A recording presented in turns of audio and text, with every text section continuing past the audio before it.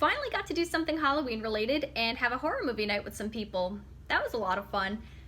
And I got to see a movie I had never seen before, but was kind of introduced to it through Billy and Mandy. It's Hellraiser.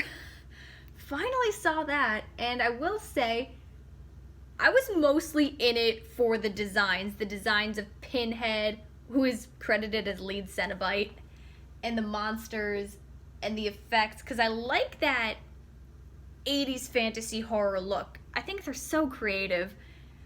Will say, as for the movie itself, oh, by the way, I will be talking about the Billy and Mandy parody.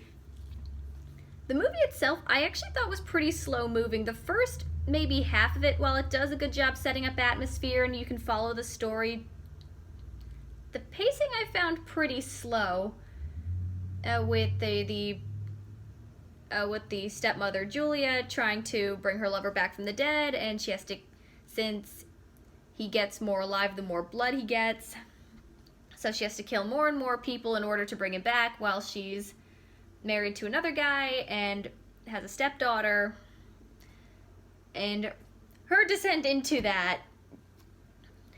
And of course the puzzle box brings all these monsters into their realm. It's my understanding that her lover Frank managed to escaped hell. So again, easy movie to follow. I just found the pacing really slow for the first half of it, but then when it gets going and it's intense. I like the second half a lot more because I liked the creativity, and you're really in that environment. You're wondering what's going to happen. You're wondering, will innocent people get out okay? Definitely goes into more of that traditional slasher film. I will say there's even some cheesy effects at the end when the monsters are, I don't know if they're destroyed or sent back to their dimension. Again, feel free to correct me in the comments.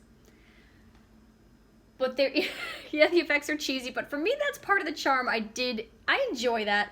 Apparently the director, Clive Barker, and a Greek animator got drunk one weekend and did off the animation by hand, which is a very funny story. Of course, Pinhead's very iconic. The voices that these characters have are very distinct and have a lot of presence, a lot of charisma. And funny thing is, I tend to like 80s horror movies specifically because I like that a lot of the effects are practical. And because a lot of them are very stylized, I don't get as freaked out. I don't get as scared. That's actually why I would not watch horror movies for many, many years, because I don't like gore, I don't like body horror, and of course, there is body horror in this. Some of which, when Frank is slowly coming back to life and you see all the blood effects on him, that's really cool, but the stuff that freaked me out was when he's getting tortured, all the stuff with the hooks. Even though you could tell when a lot of it was practical effects, it still was a lot for me. There were a couple times I actually had to look away. Also, the monster that I don't know the actual name of it, I didn't catch it, but the monster that's chasing Kirsty out of the other world, I now know where Gravity Falls got that from. So that was cool to see. Again, this movie's look is really, really cool. I so love the designs of these creations, and I so find them distinct, and I like their voices. I think I like the style, not that it's style over substance, because it's not. There is a story. But I'm more into the style of it over the story. Well, I like the second half of the story. And I made the friends I was with watch the Billy and Mandy episode that parodied it. And catching all the references made that episode so much funnier. The episode, I believe, is called the Show That Must Not Be Named. Oh, right, because Hellraiser, you can't say hell on a kid's show, even nowadays. Which is funny. And now that I know the movie, now that I've seen it, it does make that episode funnier. And Billy and Mandy, I would say, really did shape my sense of humor.